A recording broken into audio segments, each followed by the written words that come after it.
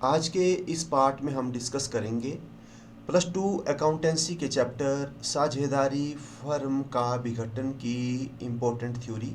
इसमें हम जानेंगे साझेदारी के विघटन का अर्थ, साझेदारी के विघटन को हम समापन भी कहते हैं, की परिस्थितियाँ, साझेदारी फर्म के विघटन का अर्थ, साझेदारी फर्म के विघटन या समापन की विधियाँ, साझेदारी फर्म के विघटन पर लेखांकन व्यवहार, साझेदारी के विघटन और साझेदारी फर्म के विघटन में अंतर, वसूली खाता का अर्थ, वसूली खाते का उद्देश्य, वसूली खाते की प्रकृति, पुनर्मूल्यांकन खाता तथा वसूली खाते में अंतर, वसूली खाते का प्रारूप, साझेदार का ऋण खाता और साझेदार के ऋण खाते का प्रारूप। तो हम एक एक करके जो हैं डिस्कस करेंगे। सबसे पहले हम जानते हैं साझेदारी के विघटन का अर्थ। एक है साझेदारी का विघटन और एक है साझेदारी फर्म का विघटन। तो इसको आपने समझना है कि साझेदारी का विघटन क्या होता है और साझेदारी फर्म का विघटन क्या होता है। पहले हम जानते हैं साझेदारी के विघटन का अर्थ। एक फर्म के सभी साझेदारों के संबंधों में होने वाले किसी भी परिवर्तन को साझेदारी का विघटन कहा जाता है।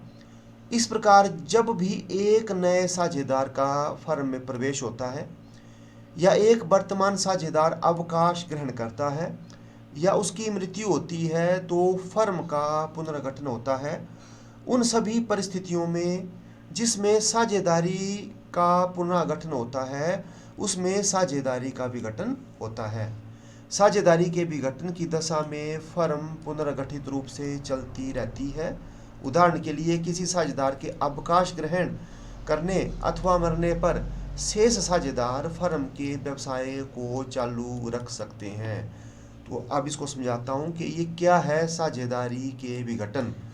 तो साझेदारी के विघटन का मतलब होता है कि जो साझेदार हैं उनके संबंधों में परिवर्तन होता है, उनके जो संबंध है उनमें परिवर्तन होता है।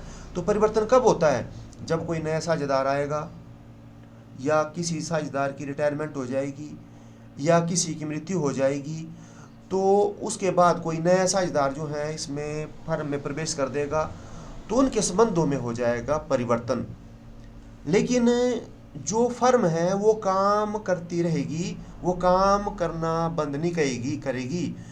तो जब भी साझेदारी का पुनर्गठन होता है, ये आपको समझाया था मैंने रिकॉन्स्टिट्यूशन ऑफ पार्टनरशिप। तो जब भी साझेदारी फर्म का पुनर्गठन होता है मतलब साझेदारों के संबंधों में क्या हो जाता है? परिवर्तन। तो उसी को ही हम बोलते हैं साझेदारी के विघटन। तो इसमें जो फर्म है वो काम को चलाए रखती है, काम करना बंद नहीं करती है। अब हम आगे जानते हैं साझेदारी के विघटन या समापन की परिस्थितियां। तो कब कब उनमें संबंधों में परिवर्तन होता है? तो सबसे पहला पॉइंट है किसी साझेदार द्वारा अवकाश ग्रहण करने पर। दूसरा है किसी साझेदार की मृत्यु की दशा में या किसी साझेदार के दिवालिया घोषित होने पर या किसी साझेदार की असमर्थता की दशा में या उपक्रम जिसके लिए साझेदारी बनाई गई थी के पूरा होने की दशा में।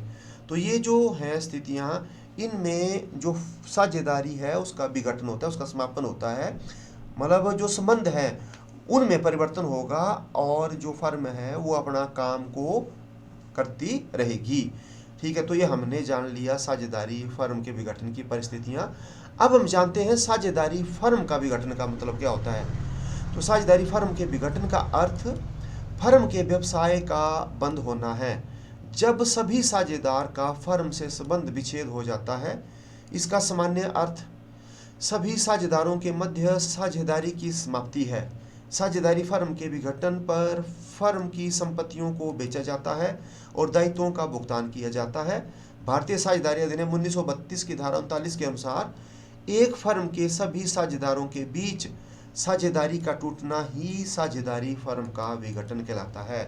अब देखो साझेदारी फर्म का विघटन क्या है। इसमें जो फर्म है वो काम करना बंद कर देगी। ठीक, इसमें क्या हो जाता है?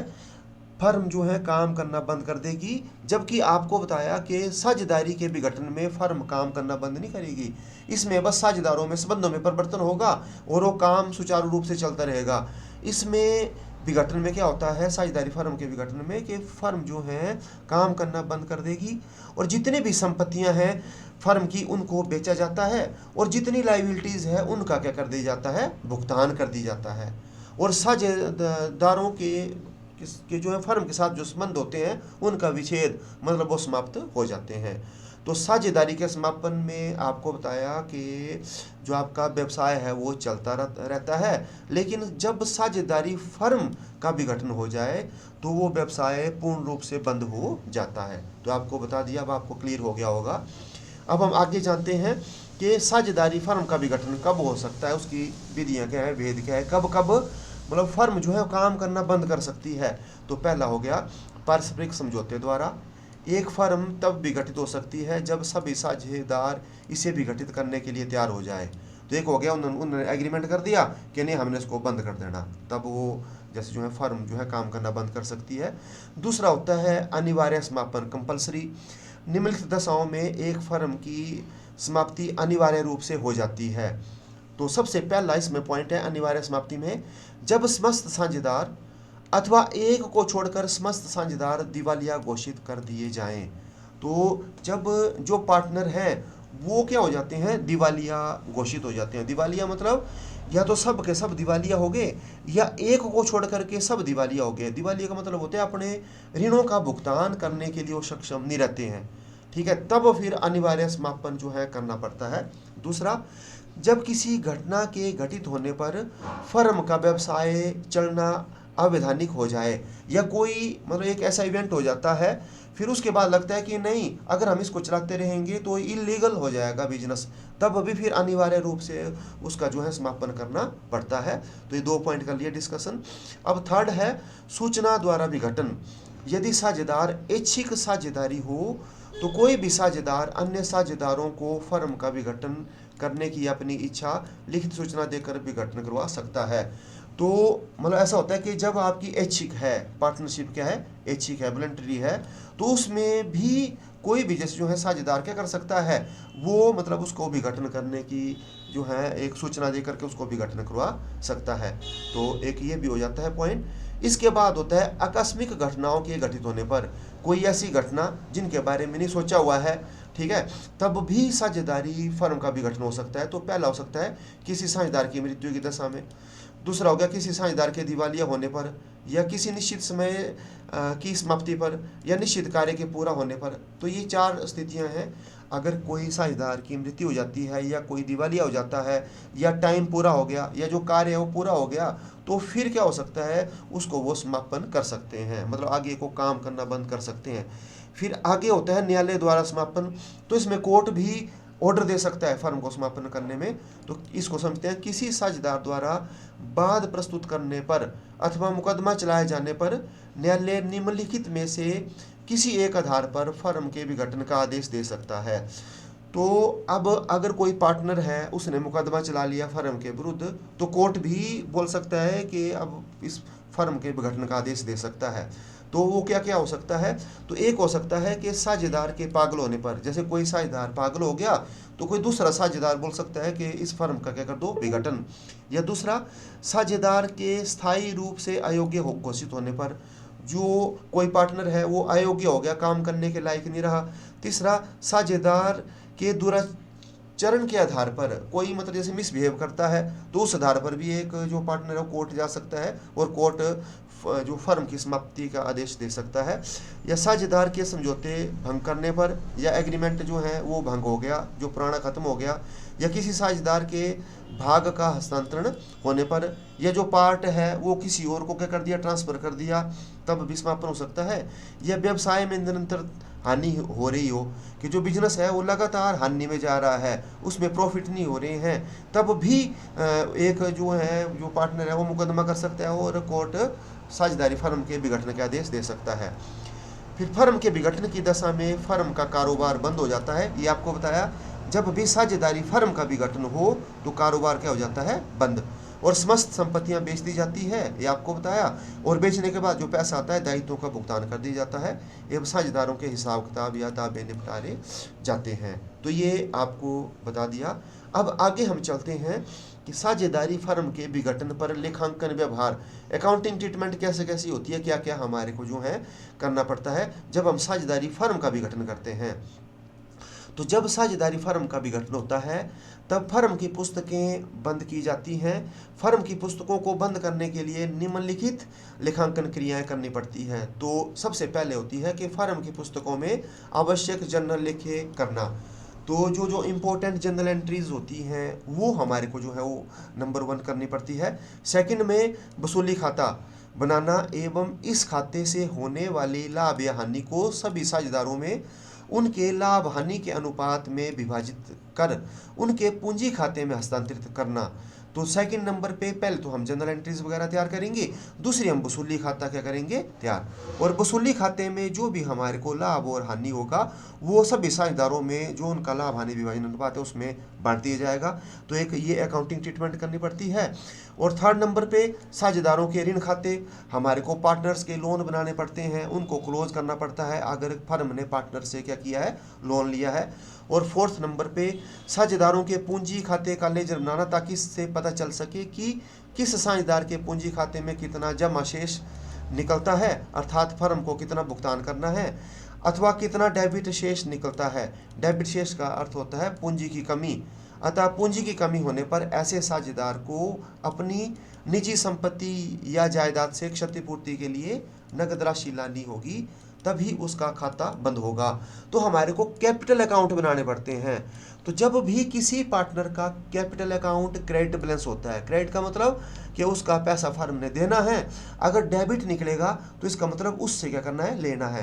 तो जब डेबिट होगा तो उसकी जो पर्सनल एसेट्स है, ठीक है, तो उससे क्या कर दिया जाता है, वो ले लिया जाता है। तो एक पहले बताया कि जनरल एंट्रीज करनी पड़ेगी, दूसरा हम रियलाइजेशन अकाउंट बनाएंगे और तीसरा हम उनके कैपिटल अकाउंट बनाएंगे कि देखेंगे कैपिटल क्रेडिट है कि डेबिट। इसके बाद बैंक खाते को बनाना, फिर हम बैंक अकाउंट जो है क्या करेंगे, बनाएंगे कि कितना पैसा हमारे पास है। तो ये हमने जान लिया अकाउंटिंग ट्रीटमेंट। अब हम आगे जानते हैं कि साझेदारी के विघटन और साझेदारी फर्म के विघटन का अर्थ।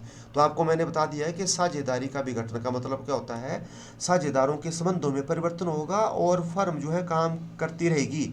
और साझेदारी फर्म के विघटन का मतलब होगा कि अब जो है फर्म काम करना बंद कर देगी। तो अब इनमें डिफरेंस हम कर लेते हैं। तो पहला है अर्थ, साझेदारी के समापन से आशय साझेदार के मध्य वर्तमान संबंधों में परिवर्तन से है। और साझेदारी फर्म के समापन का मतलब होता है सभी साझेदारों के बीच आपसी संबंधों की पूर्ण समाप्ति है। तो ये आपको मैंने समझा दिया। अब सेकंड, व्यवसाय का चालू रहना। तो साझेदारी के समापन पर फर्म का व्यवसाय चालू रहता है और साझेदारी फर्म के विघटन पर फर्म का व्यवसाय समाप्त हो जाता है। तो ये भी बता दिया, इसमें आपका चालू रहेगा, इसमें क्या हो जाएगा, बंद। थर्ड पॉइंट है लेखे पुस्तकों का बंद होना।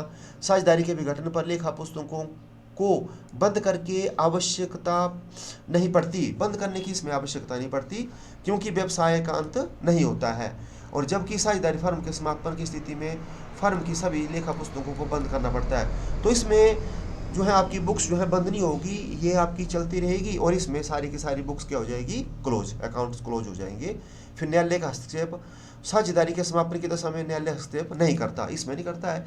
जबकि आपको बताया मैंने साझेदारी फर्म के समापन की स्थिति में न्यायालय हस्तक्षेप कर सकता है, क्योंकि जब भी कोई पार्टनर कोर्ट में जाएगा, एक बात जो है प्रस्तुत करेगा, तो फिर जो है न्यायालय हस्तक्षेप करेगा और साझेदारी फर्म के समापन की मांग कर सकता है। फिर संपत्तियों और दायित्वों का निपटारा, साझेदारी के विघटन में संपत्तियों और दायित्वों का पुनः मूल्यांकन किया जाता है, मतलब इसमें रिवैल्यूएशन बनता है। और आपको बोला कि साझेदारी फर्म के विघटन की दशा में वसूली, तो वसूली खाता जैसे जो है वो तैयार किया जाता है। प्रभाव, साझेदारी के विघटन पर यह अनिवार्य नहीं है कि फर्म भी विघटित हो, क्योंकि जब भी हम साझेदारी का विघटन करते हैं तो ऐसा नहीं है वो फर्म का विघटन हो गया, लेकिन जब फर्म का विघटन हो जाता है तो ऑटोमेटिकली साझेदारी का भी विघटन अनिवार्य है। प्रकृति, साझेदारी का विघटन ऐच्छिक होता है, ये अपनी इच्छा से, और जो आपका साझेदारी फर्म का विघटन वो ऐच्छिक भी हो सकता है, मतलब साझेदार भी चाहे वो कर सकते हैं, और दूसरा अनिवार्य रूप से भी हो सकता है, जो आपको मैंने बताया। तो ये हमने डिस्कस कर ली डिफरेंस बिटवीन साझेदारी के विघटन और साझेदारी फर्म के विघटन में अंतर। अब नेक्स्ट हम जानते हैं वसूली खाते का अर्थ। तो वसूली खाता वह खाता है जो साझेदारी फर्म के विघटन पर तैयार किया जाता है। इस खाते को साझेदार की संपत्तियों एवं वसूली व्ययों से डेबिट किया जाता है और दायित्वों एवं संपत्तियों की बिक्री से प्राप्त राशियों को क्रेडिट किया जाता है। इस खाते के डेबिट एवं क्रेडिट योग के अंतर लाभ या हानि होते हैं। लाभ हानि को साझेदार में उनके लाभ विभाजन अनुपात में बांटा जाता है। इस प्रकार यह एक अवास्तविक या नामात्र खाता है। तो वसूली खाते में क्या करेंगे, हम जितनी भी हमारी एसेट्स हैं और जितनी लाइबिलिटीज़ हैं उनको हम जैसे क्या करेंगे, पहले ब्रॉट डाउन करेंगे और उसके बाद हम एसेट्स को बेचेंगे और बेचने के बाद हमारे पास जितनी भी राशि होगी उससे हम उनके दायित्वों का क्या करेंगे, भुगतान करेंगे।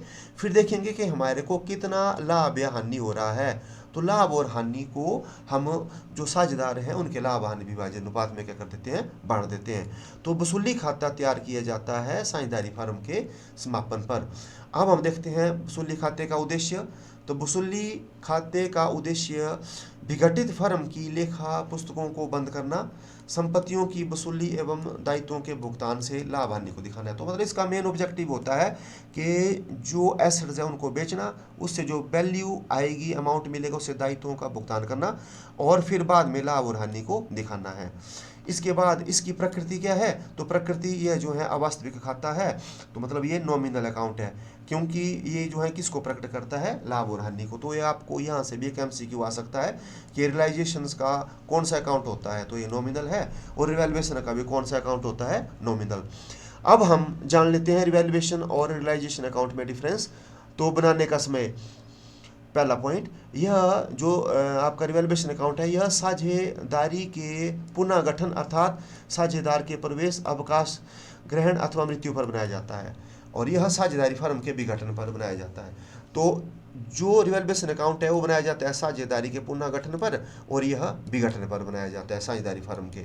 दूसरा उद्देश्य, इस खाते के बनाने का उद्देश्य संपत्तियों और दायित्वों के पुनः मूल्यांकन से होने वाली लाभ और हानि का निर्धारण करना है और इस खाते के बनाने का उद्देश्य संपत्तियों के विक्रय और दायित्वों के निपटारे से होने वाली लाभ और हानि का निर्धारण करना है। तो ये जो है आपका रिवैल्यूएशन अकाउंट, यहाँ हम सिर्फ संपत्तियों और दायित्वों के मूल्य को ही बताते हैं कि कितना बढ़ा, कितना कम हुई और उससे कितनी हानि और लाभ हुआ। और जबकि यहाँ पर हम संपत्तियों का विक्रय करते हैं और दायित्वों का भुगतान करते हैं और फिर बाद में कितना लाभ और हानि है उसको ये क्या करता है, बताता है। फिर आ गया लेखा। इस खाते में संपत्तियों और दायित्वों के मूल्य में होने वाली वृद्धि या कमी का लेखा किया जाता है और इस खाते में संपत्तियों और दायित्वों के पुस्तकीय मूल्य तथा बाजार मूल्य का लेखा किया जाता है। तो इसमें हम बताएंगे सिर्फ जो संपत्ति और दायित्वों के मूल्य में चेंज होगा कि पहले कितनी थी अब कितनी है, तो उसके डिफरेंस को बताएंगे। लेकिन यहाँ पर हम सारे का सारा बताएंगे, जितनी हमारी संपत्ति हैं उनकी बुक वैल्यू और जितनी हमारी देनदारियाँ हैं उनको हम बताते हैं। फिर नियमितता, इसे फर्म के जीवन काल में कभी भी एक से अधिक अवसर पर बनाया जा सकता है। इसे फर्म के जीवन काल में केवल विघटन के समय अर्थात एक बार ही बनाया जाता है। तो जो रिवैल्यूएशन अकाउंट है उसको हम कभी भी बना सकते हैं जब भी साझेदारों के बीच संबंध में परिवर्तन हो गए, लेकिन इसको एक ही बार बनता है जब साझेदारी फर्म का विघटन होता है। अब हम देखते हैं वसूली खाते का प्रारूप, स्पेसिमेन ऑफ रियलाइजेशन अकाउंट के कैसे वो जो है बनता है। तो सबसे पहले हम जो है ये डेबिट साइड होती है और ये जो है आपकी क्रेडिट साइड होती है। तो सबसे पहले हम जो है संपत्तियों को बताते हैं बैलेंस शीट में, ठीक है। तो हम इनको ब्रॉट डाउन कर देंगे टू एसेट्स जितनी भी है, और जो जितनी भी हमारी जो है लाइबिलिटीज है उनको क्रेडिट साइड में क्या कर देंगे, हम ब्रॉट डाउन कर देंगे और इनकी बुक वैल्यू पे जितनी भी हमारे को बैलेंस शीट्स में बताई होगी। इसके बाद फिर जो है हमारे पास जो है जितने भी जैसे लोन्स हैं लिए हुए हैं हमने, ठीक है, वो मतलब साझेदार की वाइफ से भी लोन हो सकता है या किसी आउटसाइडर से भी हो सकता है, उसको भी हम बताएंगे। फिर बैंक ओवरड्राफ्ट है उसको भी हम क्या करेंगे, बताएंगे। फिर जितने भी हमारे रिजर्व्स हैं वो उनको भी हम क्या करेंगे, बताएंगे। और फिर जो हमने संपत्तियां बताई हुई है उनको हम बेचेंगे तो उनकी जो रियलाइज्ड वैल्यू आएगी वहाँ से जो कैश हमारे को मिलेगा उसको हम क्या करेंगे, क्रेडिट साइड में जैसे क्या करेंगे, बताएंगे, क्योंकि कैश क्या हो रहा है, आ रहा है। फिर इस कैश से क्या करेंगे, जितनी हमारी ये लाइबिलिटीज़ है उनकी हम क्या करेंगे, यहाँ पर पेमेंट करेंगे। और इसके साथ साथ जो पार्टनर्स हैं उनकी कैपिटल्स भी यहाँ पर आएगी, करंट अकाउंट यहाँ आएंगे। और उसके बाद टू बैंक जो हमारे पास रियलाइजेशन एक्सपेंसेस होंगे उनकी भी हम पेमेंट जो है वो करेंगे। इसके साथ साथ जब भी हम जो है पेमेंट करेंगे किसी पार्टनर्स की, ठीक है, कैपिटल की, अगर हमने उनका लोन नहीं किया है तो वो भी इस तरफ जो है वो आपका आएगा। और इसके बाद यहाँ आ जाएगा ये बैलेंसिंग फिगर में प्रॉफिट, ठीक है। जो अगर हमारी क्रेडिट साइड ज़्यादा है, डेबिट कम है, तो वो सभी पार्टनर्स में क्या हो जाएंगे, आपके क्रेडिट हो जाएंगे, ठीक है। और इस तरफ अगर हमारा जो है आपका लॉस आता है बैलेंसिंग करके, ठीक है, डेबिट साइड ज़्यादा होती है, क्रेडिट साइड कम होती है, तो फिर उसको भी हम क्या करते हैं, ये आपके बांटते हैं। और यहाँ पर ये जो हमारी क्रेडिट साइड है, यहाँ आता है पार्टनर्स कैपिटल और करंट अकाउंट। अगर कोई जो है पार्टनर्स है वो एसेट्स क्या करता है, टेक ओवर करता है, कोई एसेट्स ले लेता है, तो उसका भी हम उसके कैपिटल अकाउंट से ही जैसे जो है फिर अमाउंट चार्ज करते हैं, ठीक है। तो ये आपको बता दिया वसूली खाते का जो है प्रारूप। इसके बाद अब हम जानते हैं पार्टनर्स के लोन अकाउंट के बारे में, साझेदार का ऋण खाता। तो साझेदार का ऋण खाता, तो जब भी हम पार्टनर्स का लोन अकाउंट बनाएंगे तो उसको हम रियलाइजेशन अकाउंट में नहीं बताते हैं। तो रियलाइजेशन अकाउंट में कौन सा लोन आता है, जो फर्म ने आउटसाइडर से लिया है या फर्म ने जो पार्टनर है उसकी वाइफ से लिया है, तो हम उसको बताएंगे। और जो साझेदार का अगर लोन अकाउंट है तो उसको हम नहीं बताते हैं। तो इसके बारे में समझते हैं। तो साझेदार का ऋण खाता साझेदार को देय दायित्व है, इसलिए इसे वसूली खाते में हस्तांतरित नहीं किया जाता। इसका भुगतान नकद अथवा बैंक खाते द्वारा बाहरी दायित्वों के भुगतान के बाद किया जाता है। तो इसका एक अलग जैसा अकाउंट बनता है, इसको मैं आपको बताऊंगा।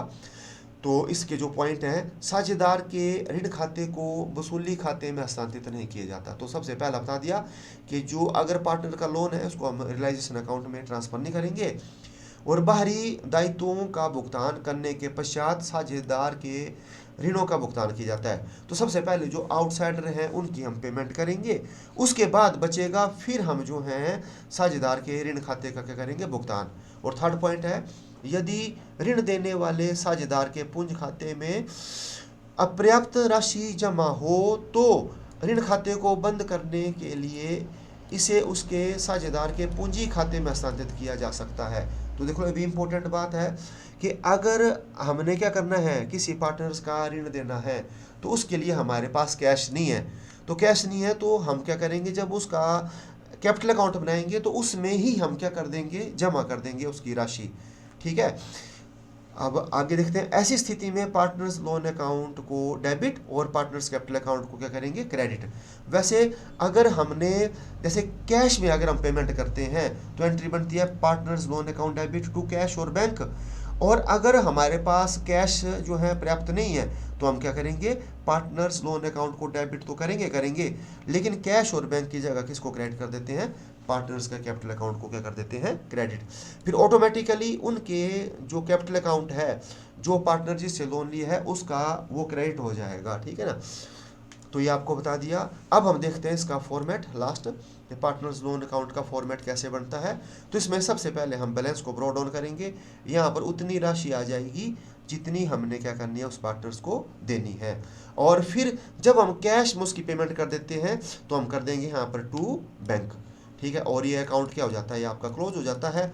और अगर आपको बताया कि अगर हमारे पास एक अपर्याप्त राशि नहीं है, ठीक है, उसको देने के लिए, तो हम यहाँ पर कर देते हैं उसी पार्टनर्स का कैपिटल अकाउंट, तो हम कर देंगे टू पार्टनर्स कैपिटल अकाउंट।